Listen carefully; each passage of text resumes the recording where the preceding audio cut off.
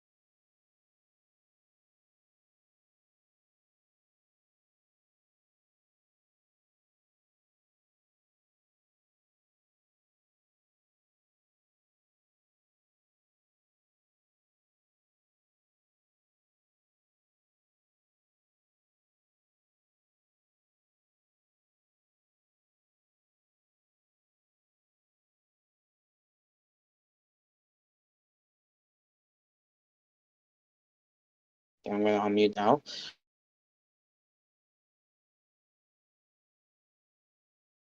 All right, people. Apologies for some earlier technical. All right, people. So we apologize for some earlier technical difficulties, but anyways, we are live for real this time. So hello everyone, and welcome to Cool News Early Edition. So today is to July 9, 2024. As as it's as we will get into the headlines to start your mornings, to start with your early morning headlines and more. Okay, I thought I muted. What is going on?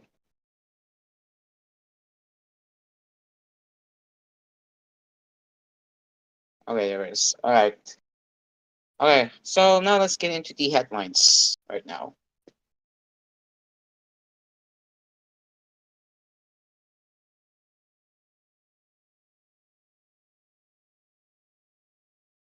And hopefully I can show you the lower third. Let me just bring that up. Wait, hang on.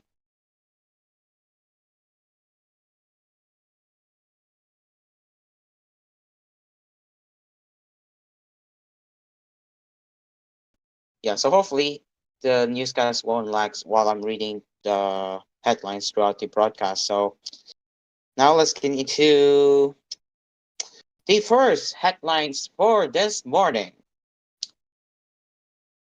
Senator Nancy Binay filed on Monday an ethics complaint against Senator Alan Peter Catiano over his offensive, derogatory, and improper remarks against her during the heated exchange in last week's hearing of the construction of the new Senate building in Taguig City. In a press conference, Binay became emotional as she explained that her complaint was prompted by a desire to protect her family, especially her children. Before, I just let it pass, but this time around, I won't allow him to defame my character again. She said, I am a mother, I am a parent. I also need to protect my children because I don't want them to go to school hearing from other people that your mother is crazy because Senator Catiendo called her so. Catayano, Senate Committee on Accounts Chair, launched an inquiry on July 3 after Senate President Francis Escudero decided to suspend the project, citing the surge in the building's price tag from 8.9 billion pesos to 23.3 billion pesos. Binay, who was former chair of the panel, had supervised the project, maintained the construction cost has already reached 21 billion pesos. At one point during the hearing, Caterina called Binay Marites, a derisive term used to refer to rumor mongers. He also implied that she was crazy, telling her nakbuang ka na day as she walked out of the hearing in protest. This is not just about me as a senator. This is also about me as a mother. I am getting teary eyed because I know what my children and nuns and nymphs experienced during that time. I won't allow them to go through that experience again, Binay said, apparently referring to 2015 when the Senate investigated alleged irregularities in the Makati City Hall parking building. The Makati City Hall parking building was a project of Binay's father, former Vice President Jejomar Binay, when he was still Makati mayor. Catiano, a central figure in the Senate's probe, claimed that the building was overpriced. In a 15-page complaint she filed before the office of Senate Majority Leader Francis Tolentino, who also chairs the Senate Committee on Ethics and Privileges, Binay said that Catiano committed the crime of slander out against her after he with deliberate intent altered defamatory statements, false and malicious imputations in public, causing me dishonor, discredit, and condemn. She said Catiano should be held accountable and liable for all of his unparliamentary conduct and asked Tolentino's committee to impose appropriate sanctions and penalties on him commensurate to the gravity of his offenses. The heated exchange between Binay and Catiano, who presided over the hearing on Wednesday, erupted after she tried to ask officials of the Department of Public Works and Highways about Escudero's claim that the building's price tag had gone up to 23.3 billion pesos. Catiano accused her of disrupting the hearing, and Binay walked out after the DPWH confirmed that the cost of the project was only 21 billion pesos.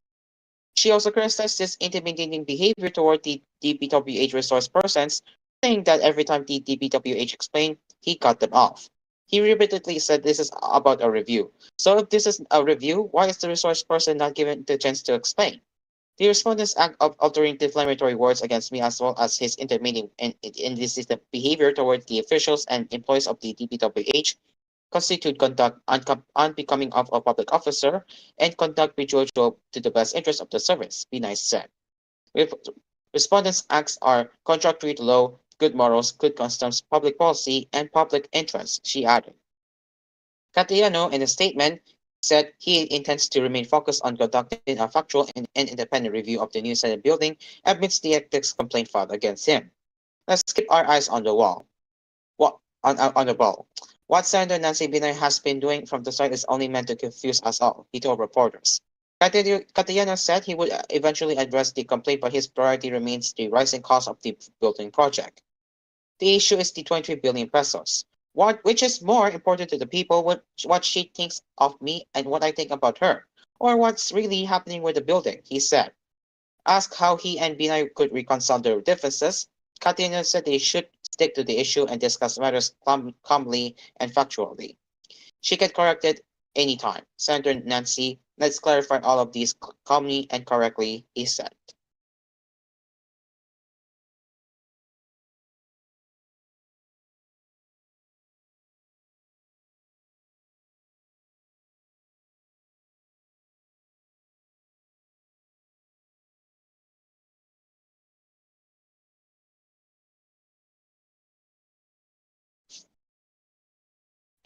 The Supreme Court has affirmed the decision of the Commission on Audit to disallow the disbursement of 90.7 million pesos worth of gratuity benefits to former directors and senior officers of the state-run Philippine National Construction Corp from 2007 to 2010.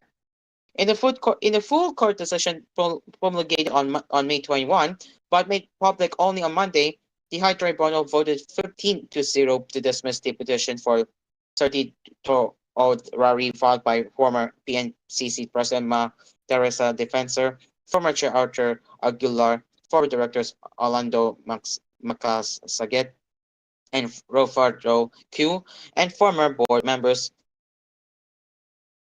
Jeremy Parulan, Fermin Lusong, Antonio Villar, Enrique Cugillo, and Guillermo Hernandez. So the Supreme Court noted that obvious warning signs such as the losses incurred by the PNCC as late as 2009 should have cautioned the petitioners about the illegality of their gratuity benefits, considering they were board members at the time. The case stemmed from the notice of disallowance issued by the COA audit team in 2011 regarding the granting of gratuity benefits to the petitioners. According to the ND, the disbursement was contradictory to the COA circular issued in 1985 on irregular, unnecessary, excessive, or extravagant expenditures, as well as the 2002 circular issued by the Department of Budget and Management. The disbursement was disallowed for being excessive and unreasonable because the PNCC had been incurring losses from 2003 to 2006. It was also deemed illegal based on the finding that the board had no authority to create a retirement fund. The benefits were also found to be extravagant since board members were entitled only to a reasonable per diem under the law. In the case filed before the Supreme Court, the petitions argued that the laws, circulars, and issuance issued by the COA, which refer to government agencies and government-owned and controlled corporations, did not cover PNCT. They claimed that Section 36 or 10, I mean 36 and so 3610 of the Corporation Code must instead be applied, which supposedly allowed the board to create the retirement fund the petitioner said. In dismissing the petition, the High Court ruled that PNCC was a GOCC without an original charter but under COA's audit jurisdiction. It also held that COA did not commit grave abuse of discretion in finding that the gratuity benefits paid to PNCC directors and senior officers from 2007 to 2010 were disallowable disbursements. In fine, petitioners failed to show that the gratuity benefits paid to PNCC's directors and senior officers from 2007 to 2010 comply with the foregoing law and regulations, the Supreme Court said in the 32-page decision penned by Associate Justice Henry Paul Inting. Absent any law or DBM issuance authorizing the grant of the gratuity benefits in question, the resulting disbursement and receipt thereof are illegal. 11. The High Court noted that the gratuity benefits were disallowed for being excessive and unreasonable considering the status of the business operation of PNCC incurring losses from 2003 to 2006. Plainly, there were obvious warning signs that should have cautioned practitioners on the illegality of the gratuity benefits in each issue, given that they were members or former members of the PNCC board at the time relevant to the case, it said.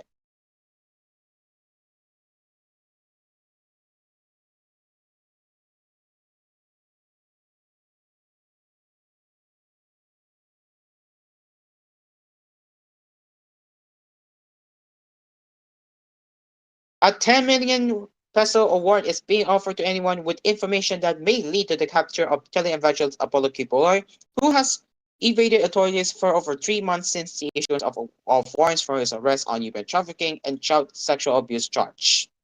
Interior Secretary Ben-Hur Abalos announced on Monday that another 1 million peso reward each would be given to anyone with information on the whereabouts of people subordinates in the Kingdom of Jesus Christ sect and fellow accused Cerecente Canada, Pauline Canada, Ingrid Canada, Sylvia Semanes, and Jacqueline Roy. I would like to announce that we have friends who would like to help in arresting them. The head of the Department of the Interior and Local Government, DILG, said at the press conference. But Apollos declined to name the donors, saying they had chosen to stay anonymous and were frustrated about what's happening in Cupolas' case. His self-proclaimed opponent Son of God has eluded arresting teams from the Philippine National Police since local courts ordered his arrest in April. Cupola was facing sexual abuse and trafficking charges in the regional trial courts of Davao and Pasig cities, but in May, the Supreme Court granted the petition of the Department of Justice to change the venue for one set of cases from Davao to Quezon City. The High Court found compelling reasons to justify the transfer of venue as the cases involve public interest, with the accused, a well-known religious leader, being influential in the area. Cupola has been charged with violations of Republic Act number 7610 or the Special Protection Act of Children Against Abuse, Exploitation, and Discrimination Act. He and his subordinates are facing separate qualified trafficking charges, which are non-bailable. At the press conference, PNP Chief General Romel Marbel said the police were studying whether to file a complaint against former President Rodrigo Duterte for obstruction of justice. On June 30, Duterte told reporters in Tacloban City that he was aware of the pastor's location, but it's a secret. But the PNP chief noted that under presidential decree number 1829, a person may be criminally liable for harboring or concealing or facilitating the escape of any person he knows, or has reasonable ground to believe or suspect has committed any offense under existing penal laws in order to prevent his arrest, prosecution, and conviction. Cupola is a spiritual advisor of the former president and a close friend of Duterte's family.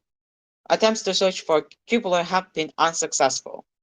On June 10, more than 100 members of the Davao Regional Police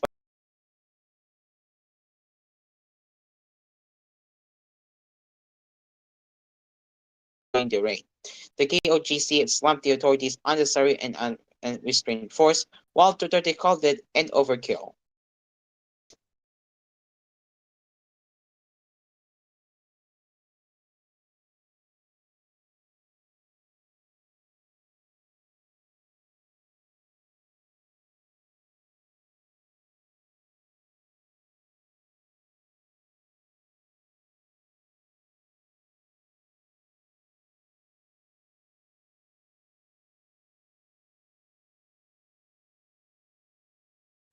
Okay, um, I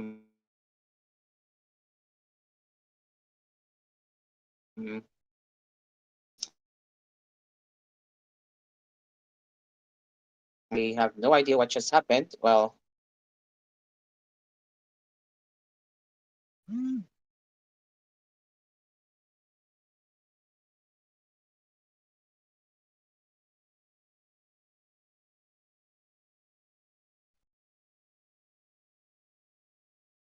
yeah. Anyway, so yeah, for a reason, I have no idea what just happened with Roblox. So we are going to Discord for now. So, anyways, it is now exactly 6, and we will be showing what's for the cool weather forecast tonight. I mean today. So, I'm sorry, not tonight, but this morning. Why do I keep mixing up? But anyways, we will be showing you the cool weather soon. So get ready for the cool weather now.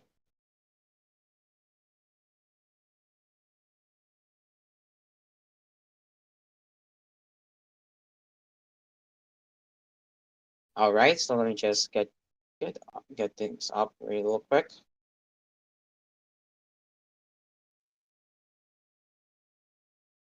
All right. So now it is time for. Let me just hold up. Let me just get the ticker there. There it is. Let me just close that right now. Okay, so now let me just go.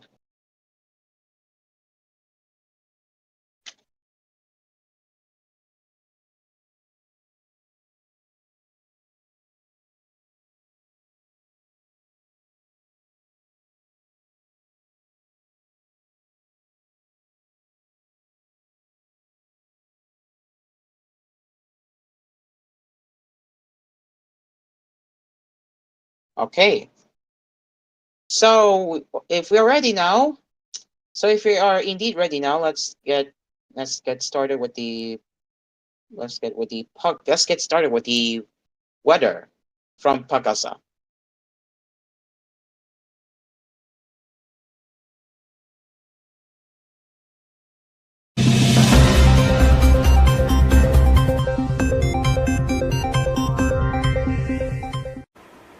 Magandang umaga po sa ating lahat. Narito ang latest weather update ngayong araw ng Tuesday, July 9, 2024.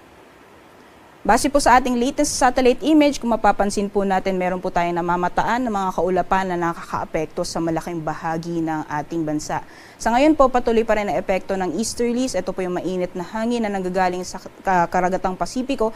At dulot po ng epekto ng easterlies, posible pong makaranas ng maulap na panahon na may kasamang kalat-kalat ng mga pagulan sa area po ng Visayas pati na rin sa Palawan. So kung makikita po natin yung mga paggalaw ng kaulapan, although naapektuhan po dito sa may area ng Visayas, unti-unti po itong kumikilos at naapektuhan din yung Palawan area. So asahan po natin, possible po yung mga kulimlim na panahon sa Visayas, unti-unti din po maapektuhan dito sa Palawan. Samantalang sa nalalabing bahagi naman po ng ating bansa, kung makikita po natin, although may namamataan po tayong mga kaulapan na hindi po siya tumatagal or hindi po inaasahan na tatagal buong maghapon. So asahan pa rin po natin yung mainit na panahon, liban na lang po yung mga tsansa ng mga isolated or ito po yung mga panandaliang buhos ng ulan, lalong-lalo na pagdating sa hapon o sa gabi.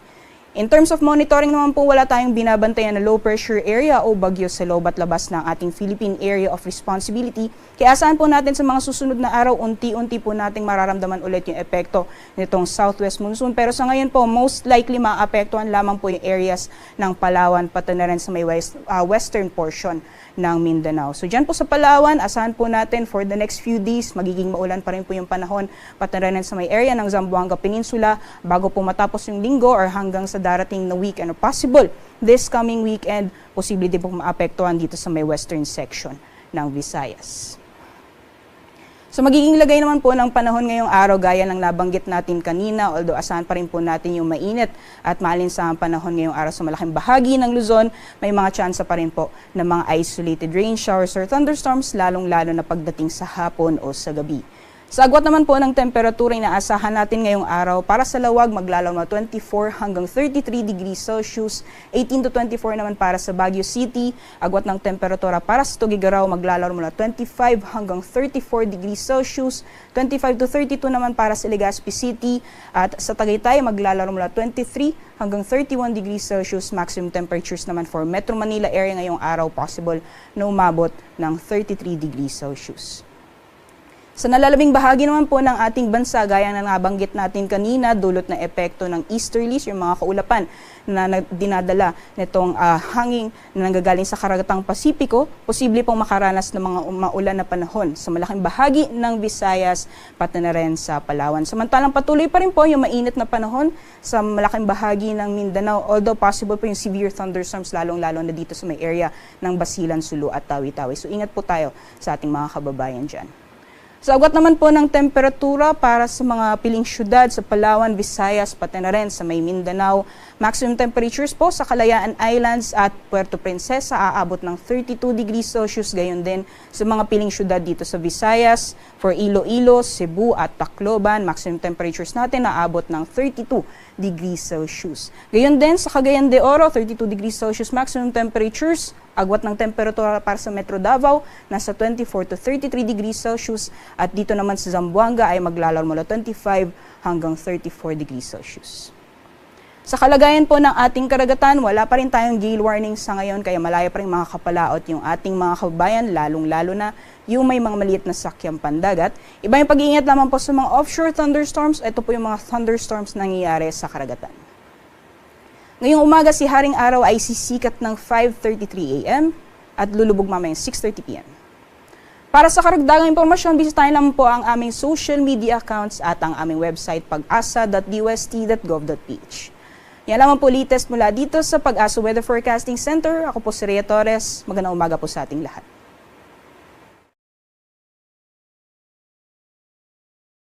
I'm sorry. And that is the cool weather from Pagasa. All right, it is now 6 minutes after 6 and Cool News Early Edition will return after these messages.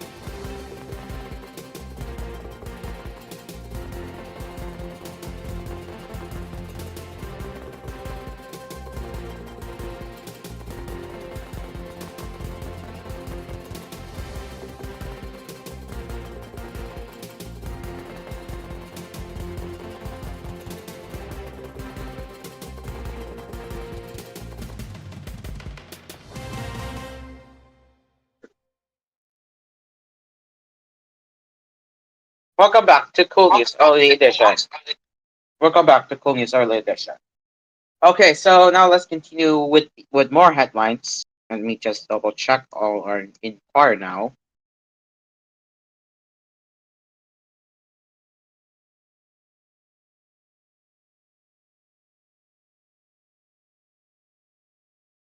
The Department of Health will not immediately issue a ban on the showing of mukbang videos online while it studies whether these promote unhealthy eating habits.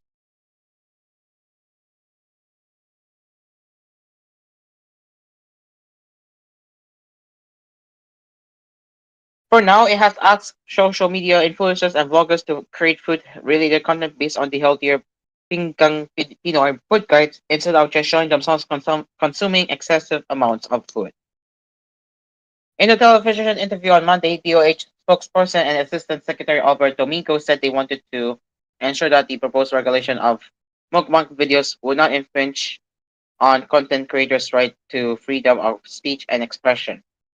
First, we have to resolve what makes a particular mukbang broadcast a threat to public health because the video may just be a form of self-expression. We have to make sure that our policy will be airtight so that it will not be challenged before the court should we implement this ban, he added. Health Secretary Teodoro Herbosa earlier proposed a ban on the showing of such videos in the country after popular mukbang blogger Dongzi Apatan died on June 14 due to a stroke.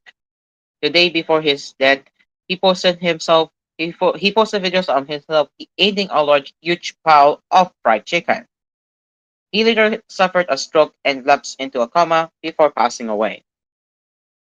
According to Herbosa, mukbang promotes overeating, which can lead to obesity, which makes people at risk for non-communicable disease, hypertension, and heart attack. The DOH is already investigating if Apatan's mukbang activities contributed to his death. Domingo said they were not only looking at the impact of these videos on people's eating habits, but also the reason why Filipinos watch these. Based on our preliminary research, some international analysts say mukbang videos became viral because they resolve loneliness of some people. Watching mukbang makes people feel they are sharing food with other people, and since these are usually live streamed, viewers are also able to talk with the creators. He explained. Domingo suggested instead that bloggers create videos using food which are not excessive in quantity and also not high in salt, fat, and sugar. It can actually be a Filipino version using Ping Tang Pinoy, and they are so able to talk with their audience. Maybe that's the way forward, he said. Developed by the Food and Nutrition Research Institute, Ping Tang Pinoy is a food guide which uses a food plate model to show the recommended portion by food group in every meal to meet the body's need, energy, and nutrition needs.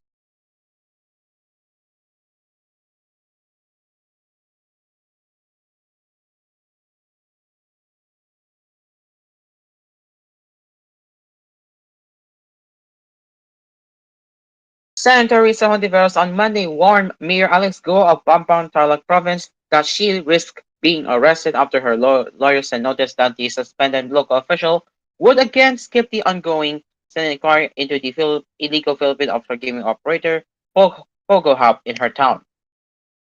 If she doesn't honor the subpoena, the Senate is well within its rights to issue an arrest order against her. Hontiveros warned the mayor. She should just attend the hearing on Wednesday without any drama. She advised Go that telling the truth on her supposed involvement in Pogo activities will give you peace of mind. Last week, the senator issued separate summonses requiring Go and her three siblings, Sheila, Simon, and Wesley, to attend the July 10 hearing of the Senate Committee on Women, Children, and Family Relations and Gender Equality, which she chairs. Their supposed parents, Chinese nationals Jian Sihong Guo and Ling Wenli, were also directed to appear at the resumption of the Senate prompt. Hontiveros likewise issued a separate subpoena against Catherine Cassandra Leong, one of Guo's business partners. These separate subpoenas were received by one of Guo's lawyers, Nicole Jamila, on July 5.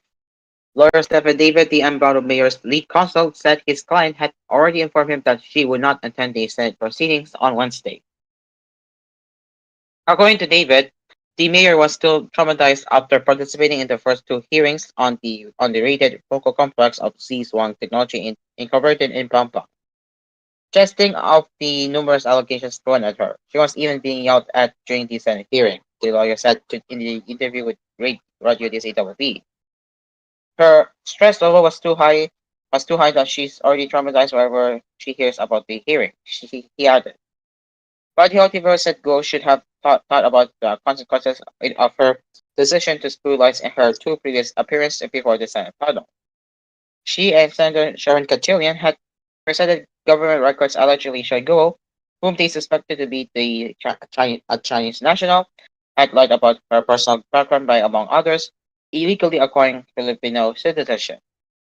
According to Hontiveros, Philippines have been traumatized that a Chinese national was able to win as town mayor in the Philippines. The victims of human trafficking, forced labor, and other crimes related to Pogos had also suffered tremendously, she said. Mental health is important, but she cannot invoke it to escape accountability since she's a public servant. She dug her own grave, Hontiveros said of Google. We merely ask basic questions that any upright being could answer. Now that she has been exposed, she's playing the victim card. She's stressed. The Commission on Elections, COMELEC, for its part, has finally started its inquiry on the possible filing of a string of election offenses Guo might have committed in her candidacy during the 2022 elections. In the memorandum dated July 6, but was made public only on Monday, COMELEC Chair George Eric Garcia directed its law department, headed by Director Maria Noria Tangaro Singal, to create a fact-finding committee in view of public interest in the controversy surrounding Goa. The committee shall determine whether there was material misrepresentation in her certificate of candidacy, which will warrant the filing of an election offense case, Garcia said. The police chief asked its legal office to coordinate with agencies that were already conducting with their own investigation on Google, particularly the National Bureau of Investigation, the Office of the Solicitor General, and Hontiveros Senate Committee to seek relevant pieces of information. The office was also ordered to conduct technical analysis of documents containing fingerprints of registered voters, which bear the name of Alice Guo, to determine her culpability, if any, and recommend to the Commission and back the filing of a case if evidence warrants.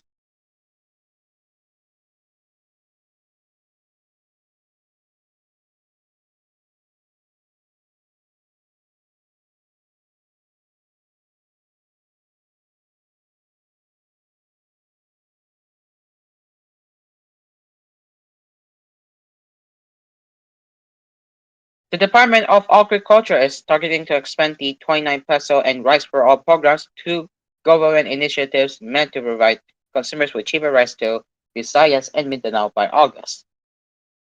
Arnel de Mesa, Assistant Secretary and spokesperson for the Department of Agriculture, said on Monday that both programs will be available at Kadiwa centers, state subsidized stores aimed at cushioning surging prices of basic goods, including rice. An initial 10 locations in Metro Manila and Bulacan were covered by a recently launched 29 peso program, but the Mesa said the agency eyes to ramp up its presence across the country. Hopefully next week, more stores will be added. I can't say the exact number, but by August, we can be in Visayas and Mindanao already and other parts of the zone for both 29 pesos and rice for all, he told reporters. According to him, the government has already more than 300 Kadiwa stores. More local governments have also initiated talks with the DA for the establishment of Kadiwa stores in Batangas, Cavite, and Laguna provinces. The Rice for All program, on the other hand, may be implemented within the month. For this project, the per kilo prices of rice may range from 45 pesos to 48 pesos, but the Mesa hinted that the figures may become lower following a drop in international prices. He assured the public that the supply of rice being sold at Canadian stores would be cheaper, definitely cheaper than the prevailing prices in the market. Based on the price monitoring of DA for July 1 to July 6, the weekly average price per kilo for imported commercial rice ranged from 49.22 to 60.36 pesos. Local commercial rice, on the other hand, had a weekly average price of 49.16 pesos to 60.69 pesos. The DA official also said that the agency was studying the possibility of implementing a limit for the Rice for All program to prevent others from buying in bulk and reselling them at higher price. So similar to 29 pesos where we set a limit of 10 kilos per card holder, we might be setting also a limit for the Rice for All to prevent abuse. He said, I think that the government has enough supply for now of the lower price staple.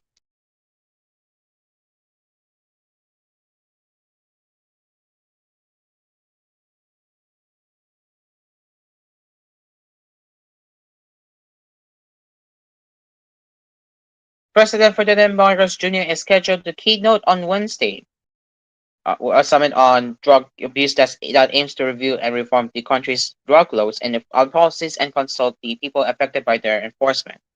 The 3-day Philippine Drug Policy and Law Reform Summit to be held at Diamond Hotel was organized by the United Nations Joint Program on Human Rights, the Department of Justice, and other partner agencies and institutions. The event is scheduled this month as the framework of the UNJP is due to conclude by July 31st. The landmark agreement was signed in August 2021 by the United Nations and the Philippine government, even amid the drug war on the watch of then President Rodrigo Duterte. Marcos, only months after his June 30, 2022 integration as president, said he was shifting the government's anti-drug campaign toward rehabilitation. He also articulated that policy in his second State of the Nation address last year. The summit that the president is scheduled to address aims to conduct a review on the country's drug policies and their very foundation, the Comprehensive Dangerous Acts of 2002, or Republic Act number 9165.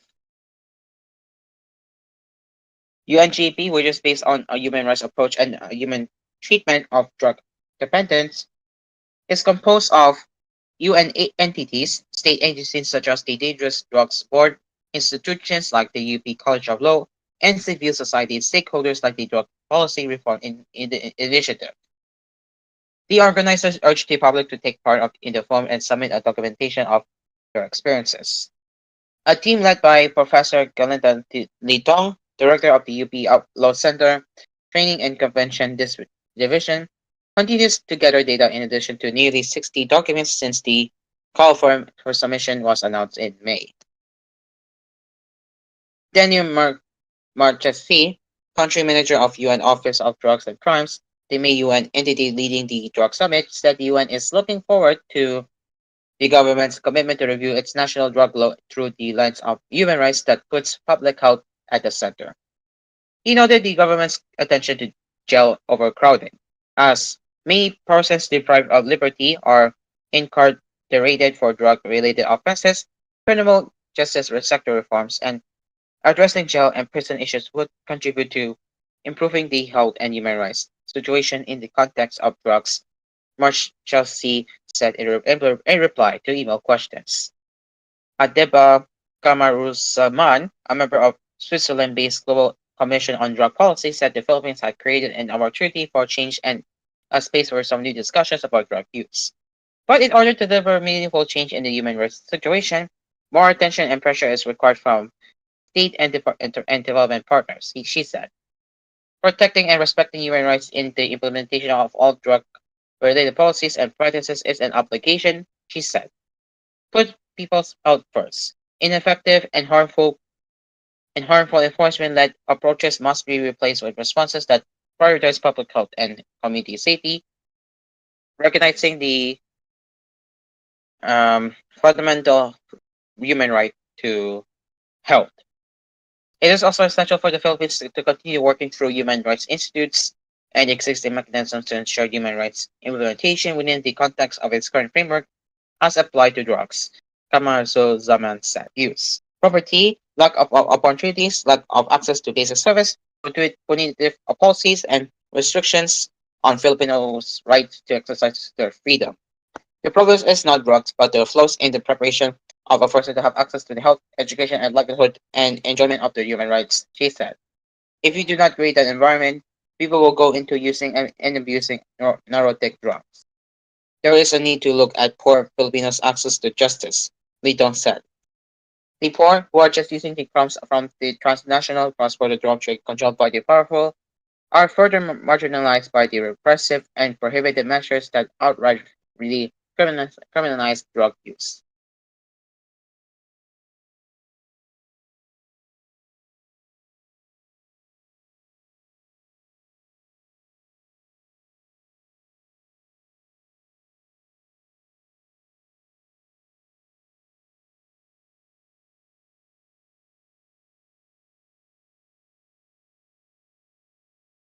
Let me just double check.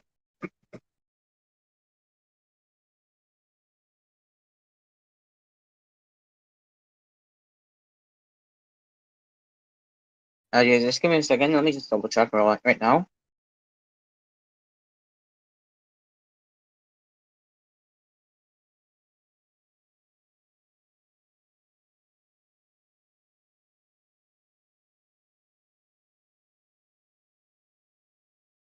All right. You can go ahead then.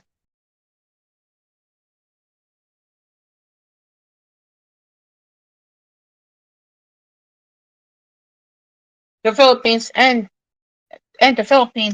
Japan on Monday boosted their defense ties by forging a reciprocal access agreement (RAA), allowing the entry of military troops and equipment into each other's jurisdiction for combat training and disaster response. President Ferdinand Marcos Jr. witnessed the signing ceremony in Malacanan, which coincided with the courtesy call by Japanese Foreign Minister Yogo Kamikawa and Defense Minister Minoru Kihara. Kamikawa described the pact as a landmark achievement, while Defense Secretary Gilberto Derodoro Jr. said this is another milestone in our shared endeavor to ensure a rules-based international order. The RAA was signed by Derodoro and Kamikawa, while Foreign Secretary Enrique Manalo and Kihara served as witnesses. It will take effect after its ratification by the legislators of the two countries.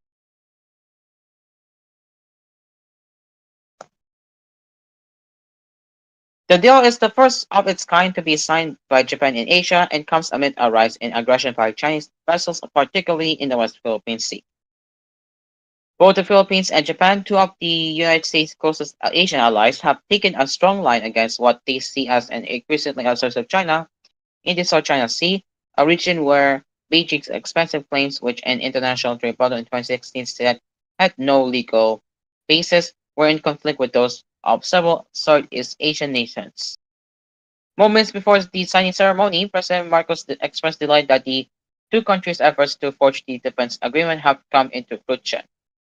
The RAA was commended by both countries at the integral Philippines-Japan Foreign and Defense Ministerial meeting on 2+2 in April 2022. And negotiations began in November during Japanese Prime Minister Fumio Kishida's visit to the Philippines. The Presidential Communications Office did not release the text of the agreement or provide other details.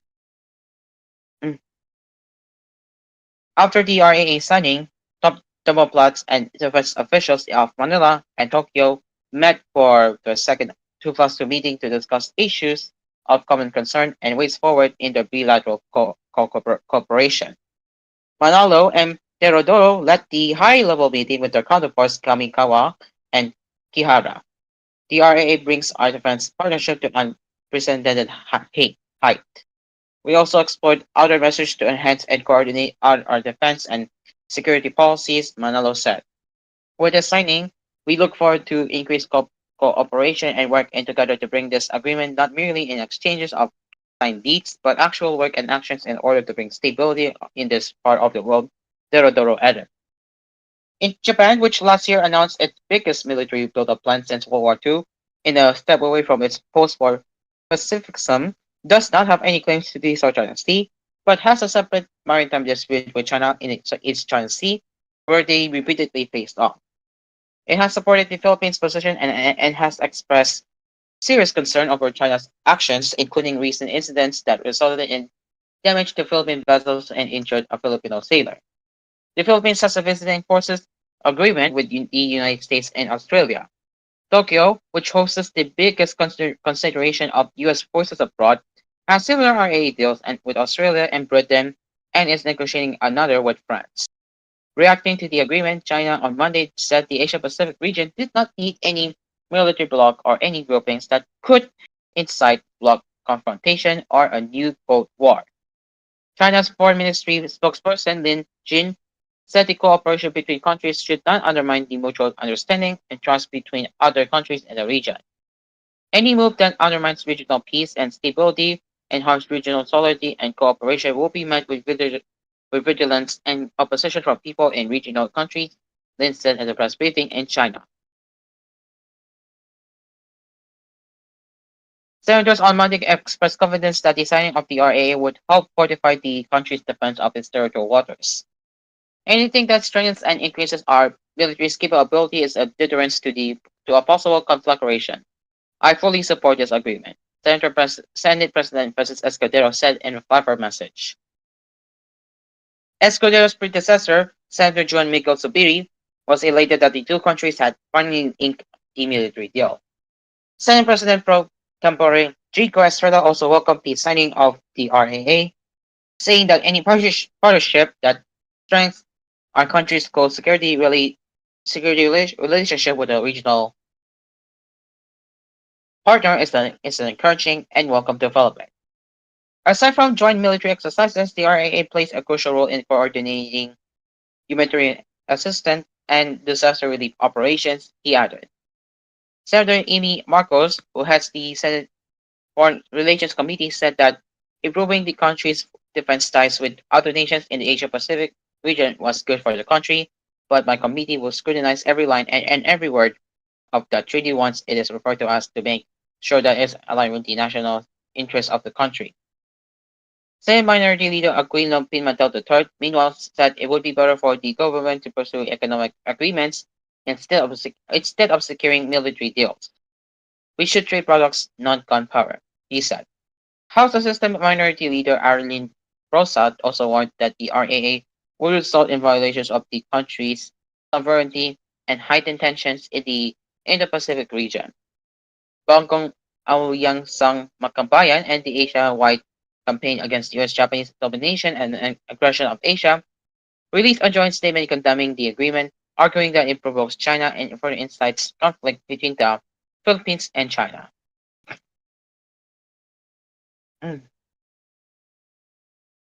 All right, it is now 39 minutes after 6 and koolNews Early Edition will return after these messages.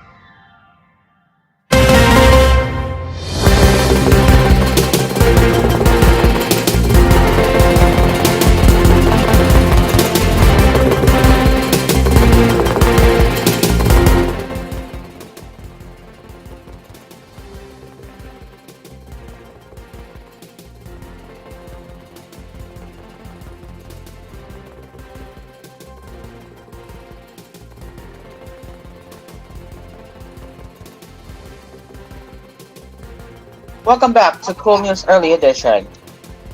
Welcome back. Okay, so now let's continue with the headlines now.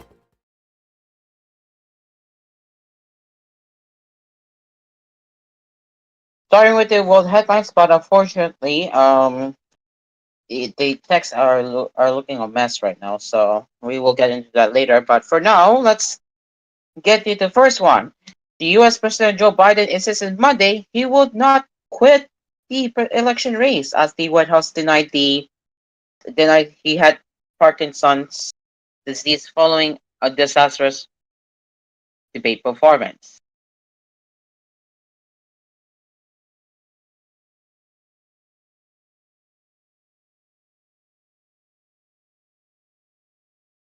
The 81-year-old dared Democratic critics to either challenge him at next month's party convention in Chicago or back him against Republican rival Donald Trump in November's vote.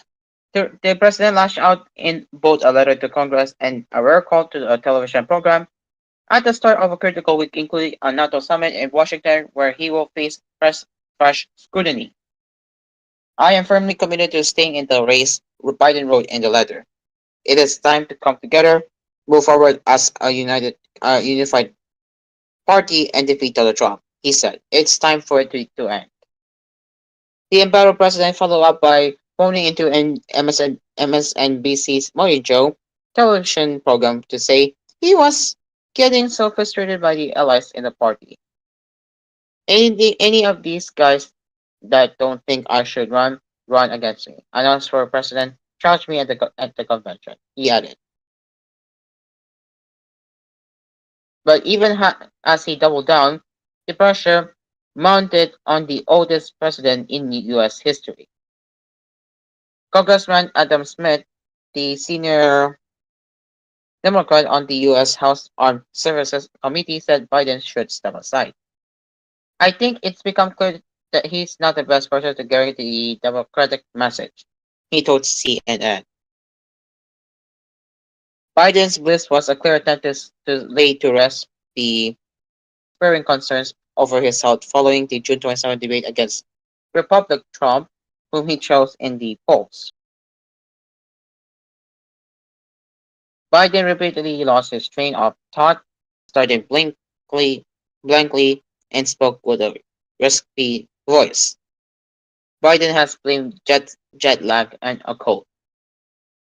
The White House has also felt the pressure with tense exchanges at the press briefing on Monday. Press Secretary Karine Jean-Pierre called for respect while journalists challenged her refusal to confirm reports that a Parkinson's specialist visited the White House 8 times.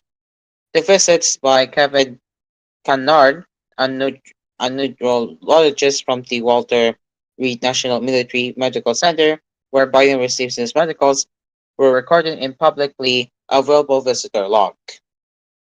Jean Pierre denied that Biden was being treated for the condition, which can cause a stiff grit and affect facial expressions. Has the president been treated for Parkinson's? No. Is he being treated for Parkinson's? No, he's not. Is he taking medication for Parkinson's? No, Jean Pierre said. The White House also denied reports that NATO allies attending this week's 75th anniversary in Washington had shown concerns about Biden. We're not picking up any signs of that from our allies at all, National Security Council spokesman John Kirby told reporters. But NATO's leaders have been seeking reassurance in any case amid polls forecasting a November victory from Trump, who has long criticized the defense alliance, voiced admiration for Russian strongman Vladimir Putin, and insisted he could bring about a quick end to the war in Ukraine. The summit begins on Tuesday when Democrats returning to Capitol Hill from a brief recess hold a customers meeting where Biden's fate will be discussed. In recent days, 5 Democratic lawmakers have publicly called for him to drop out of the race, with Smith becoming the sixth. On Sunday, U.S. media said 4 senior congressmen, including Smith, said on a call with party lawmakers that it was time for Biden to bow out. First Lady Joe Biden has friendlessly defended her husband and did so again on Monday at the start of a trip to Georgia, Florida, and North Carolina. For all the talk out there about this race, Joe has made it clear that he's all in. She at the Jordan's event in Wilmington, North Carolina. However, the Democrats lack Trump in most polls, despite his rival having recently been convicted of felony in a poor start hash money case. With election day just 4 months away and the party convention in mid-August, the clock is ticking on any move to replace Biden as the nominee. Vice President Kamala Harris has been touted as a possible replacement, but she too has backed her boss.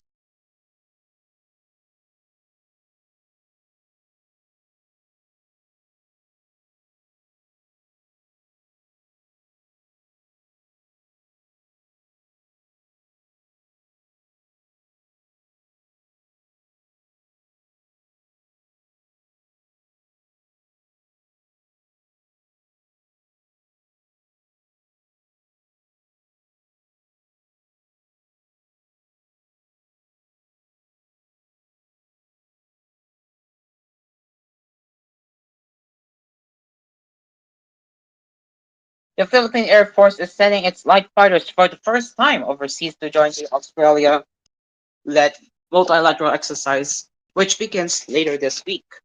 Exercise Speech 2024, which will run from July 12 to August 2 in Darwin, Australia, is the biggest in the exercise 43-year history, with 20 nations, over 114 aircraft, and approximately 4,435 personnel taking part.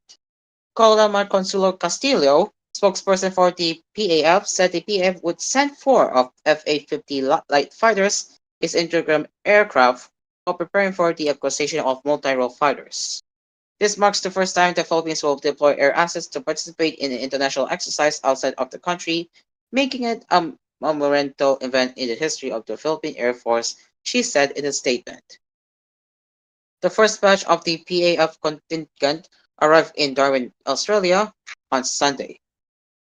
PAF airmen were ferried by Royal Australia Air Police, not Police, Air Force case RAAF KC-30 aircraft, while their equipment were transported by the RAAF C-130 and PAF C-295 aircraft, Castillo said. The main PAF contingent will fly to Darwin in the coming days. The Philippines and Australia have four security deals: the 1995 Memorandum of Understanding on Cooperative Defense Activities, 2012 Visiting Forces Agreement, 2015 Comprehensive Partnership Agreement, and 2025 Mutual Logistics Agreement. This year's exercise will focus on offensive counter-air and air interdiction operations in a multinational coalition environment, Castillo said.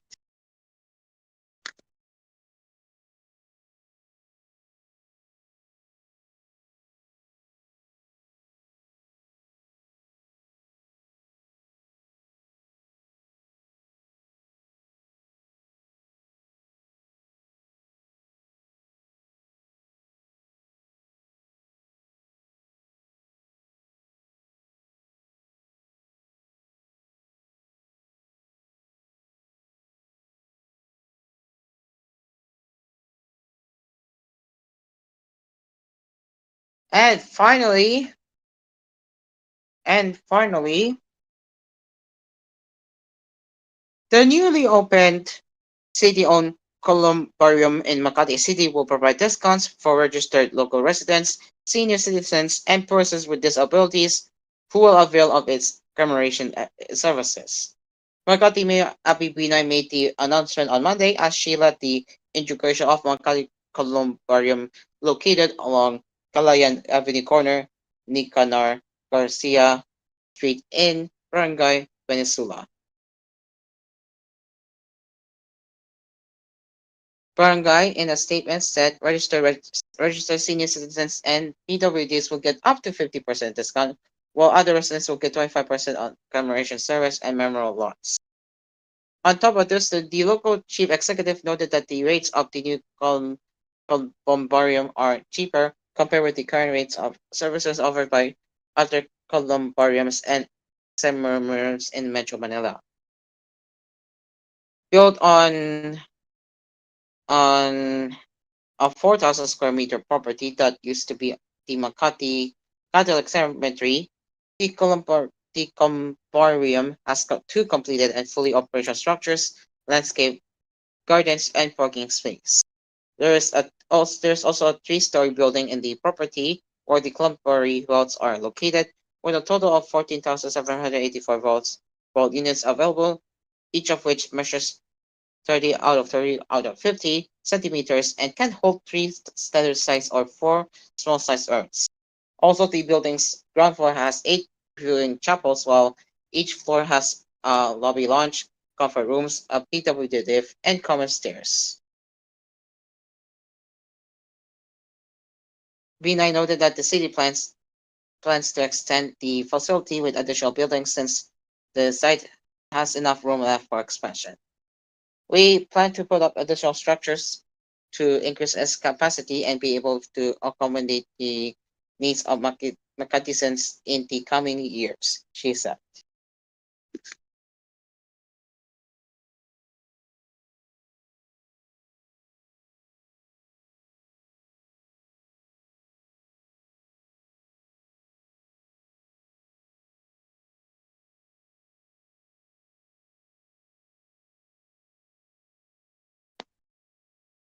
And with that, I'm gonna just double check.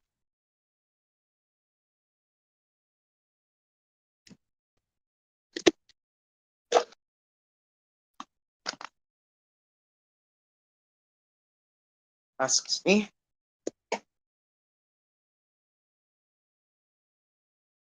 And with that, that is it for Cool News Early Edition. As always, you can send a news tip to us or a feedback at tvh.philippines.news@gmail.com. And we will be back with more headlines later with Cool News at 11 a.m., Cool News at noon, Cool News at 4 p.m., 6 p.m., and prime time at 9 p.m. Until then, I am. We will see you later for more headlines at 11 a.m. Goodbye for now.